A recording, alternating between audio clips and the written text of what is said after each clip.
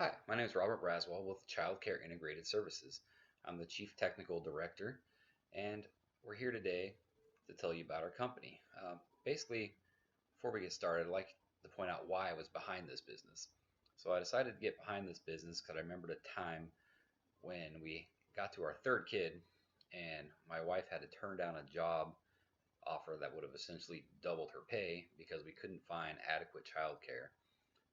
So that got me thinking about all the other people that might have had the same situation, people that might have quit their jobs because of lack of childcare.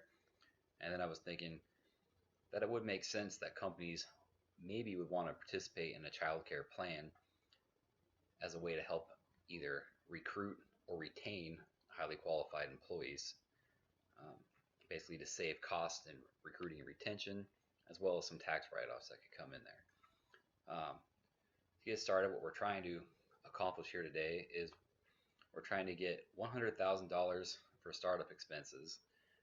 So 60,000 of that will be for startup expenses, and 40,000 will be for working capital.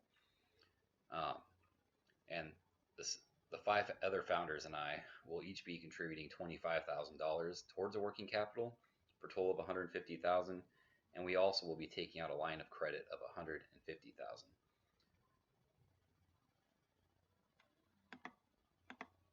So Childcare Integrated Services is a childcare consulting firm that uses our knowledge of the local childcare industry and partnerships with the childcare industry to work with medium to large corporations in the Seattle metropolitan area. Our mission is to help businesses implement a host of childcare benefits, and these will range from on-site childcare. With on-site childcare, uh, basically we could help go through all the legwork, let them know how it'll work. So in essence, we provide them with childcare providers. They provide the space, the insurance costs, because one of the major contributing factors to a lack of childcare services is the low profitability for childcare providers when you factor wages, the minimum amount of people that can be, the minimum amount of children you can have per childcare provider, etc. We'll also try to work a deal for offsite childcare. This will primarily be done through the use of employer incentives. So in other words, the employer will pay a childcare firm that we have a working partnership with extra money on top of the actual dues for childcare, which guarantees children a spot within that childcare center. That would be for the offsite space. The other option we'll provide is childcare vouchers, as I mentioned, which is basically subsidies to daycare centers to help ensure that our members get in there. And we'll also work towards transportation to and from childcare centers to reduce the commute burnout for employees. Since, as you know, in the Seattle area, the traffic volumes are rather high, and sometimes commutes can be quite tedious. And you add that along with having to commute somewhere possibly far away from your place of employment, which adds the commute time and stress, which can potentially lead to employees deciding to leave or go find a job closer to where they have childcare provided. So basically at CCI, we help companies recruit and retain their most valuable resource, which is their employees. Many families in the United States struggle to find a balance between their life and work due to the inability to find suitable childcare. And half of all parents in this country will miss greater than 4 days of work due to childcare problems every 6 months. This factor results in an estimated $28.9 billion in lost wages and productivity. In the Seattle area, more than 100,000 children do not have access to childcare, with facilities having wait lists averaging up to 2 years. The issue alone has led to a loss in productivity and in some cases reduced retention and increased costs for retraining and recruitment for various firms. And there is an increased demand for childcare in the Seattle metropolitan area. It's constantly increasing, and this has placed an increased burden on working parents trying to find reliable and affordable healthcare within the Seattle metropolitan area. And with the Seattle metropolitan area growing at a staggering rate of over 18% since 2010, compiled with strict regulations imposed on the childcare industry, the demand for childcare will only continue to grow. while supply will still remain relatively limited. While you may be asking why this would be a problem for employers, it would be important to remind you that this can be costly for employers due to lost productivity and absenteeism. With companies trying to entice highly skilled employees with world-class benefits, this is where we at CCI come in. So basically our marketing model, um, it's not super complex because the first thing we have to do, of course, is get through the gatekeepers, and we do that by visiting corporate offices, making phone calls, etc. And once we get through them, we try to speak with HR or an upper level manager. Then at that point, we discuss and present some of the most beneficial childcare plans to the business. Um, Basically, at that point, we go over the various costs associated with setting up their own on-site service, as well as the tax benefits that come with that, or other cost savings such as recruiting and retention. And then we present the offering, which includes our consultation fee at $250 per hour, which allows us to go through and set everything up for them. So then once they agree to that, we establish the consultation contract, and then we establish and set up the childcare service or other options that they decide to go with. And then we continue to meet with corporate offices to make sure their needs are being satisfied. And then sales. So our sales strategy will involve a 6-step process. First, this will be to generate leads and consult opportunities in the marketplace. This will include calls again and visits to area businesses in an effort to contact upper management, basically, or HR, and provide them with a professional presentation to gain interest.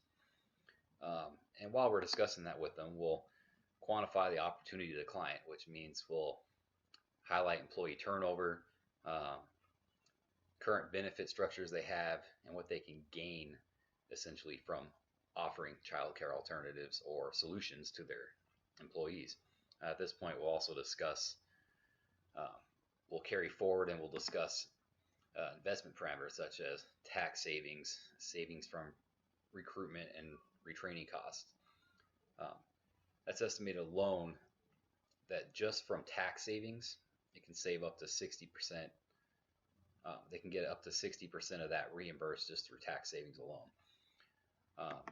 And then we'll evaluate potential options. This includes, again, on-site childcare setup, which again, they provide the space, and we provide the people to take care of the children while their employees are at work. And in essence, we reduce some liability for childcare providers so they're willing to take the time to set up a space because it becomes more profitable for them if they can do it that way. Then we'll also, that can also be employer subsidized childcare. In essence, say it's an off-site location, we pay an additional amount on top of the normal cost of childcare for the employee to ensure they get a spot at a childcare provider that they actually like. And then once we do that, we present the findings and we will facilitate the implementation. And then again, we'll continue with follow-up service calls. This is important. We'll give them a sense of ease knowing that something isn't going right or if there's a way we can improve on it. We'll continue to work with them to build that. We'll continue establishing relationships with them and our childcare providers that we partner with. So one thing we looked into, we kind of thought it was important to look at the competition. So we kind of analyzed the competitive forces, which were the threat of new entry, threat of substitution, buyer power, and supplier power. So we've sourced the threat of new entry to be low to medium. This is because we're the first company in the Seattle area to work directly as a corporate childcare consultant. Moreover, we work directly with childcare providers and have an established relationship with them. So we're the go-to for childcare or for employers when we need to work with childcare providers to make something happen. Really, the main competition for new entry would be if all of a sudden a whole bunch of childcare providers opened up in the Seattle area.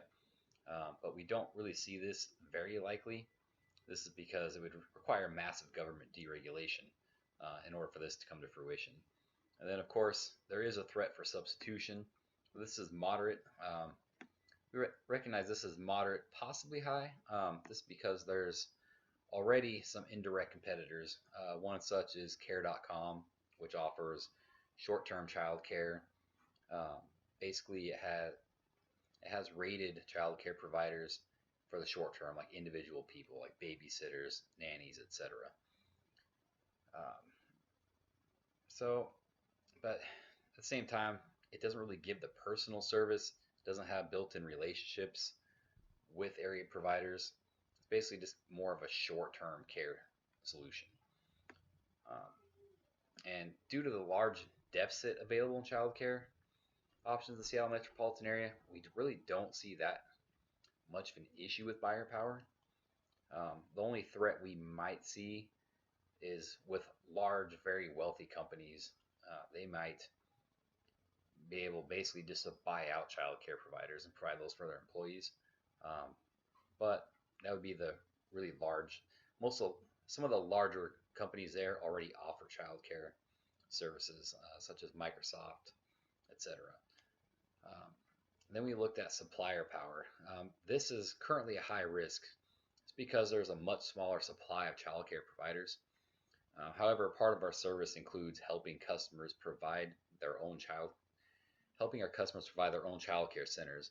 Moreover, we can also ensure our customers' employees receive the outside care by assisting the employer provide subsidies to child care centers, basically allowing the child care centers to see a larger profit, while at the same time the employees continue to pay the same amount, which ensures they get a spot in a select child care center. And then we look at our financials. Initially, you'll see in the first year we're taking a little bit of a loss, but due to the nature of our business, we're able to avoid rent as well as the things that come with that, such as the maintenance, utilities, etc.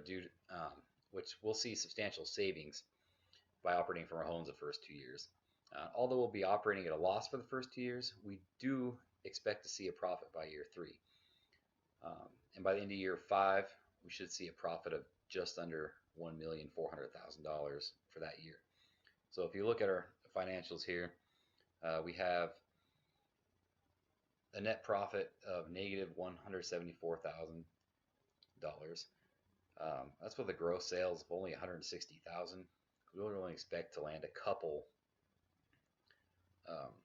anywhere between 2 to 8 consultation services within that time. And then if we look at the second year, we'll notice we more than doubled in our gross sales. That we expect to more than double in our gross sales. Gross profit be $111,000, but we'll only be taking a loss of $200,000. And again, that's a loss of only about $21,000, which still leaves us in the net positive as far as operating cash. Then we'll look at year 3. This year is the first year we see a profit. It'll only be a profit of $640 or $650, but it is a profit. It would be more, but at this point, we're going to have enough business that we'll need to acquire a rental space. And rent in the Seattle area is rather high, so we do expect to see some losses from that, but overall it'll be a profit of $650.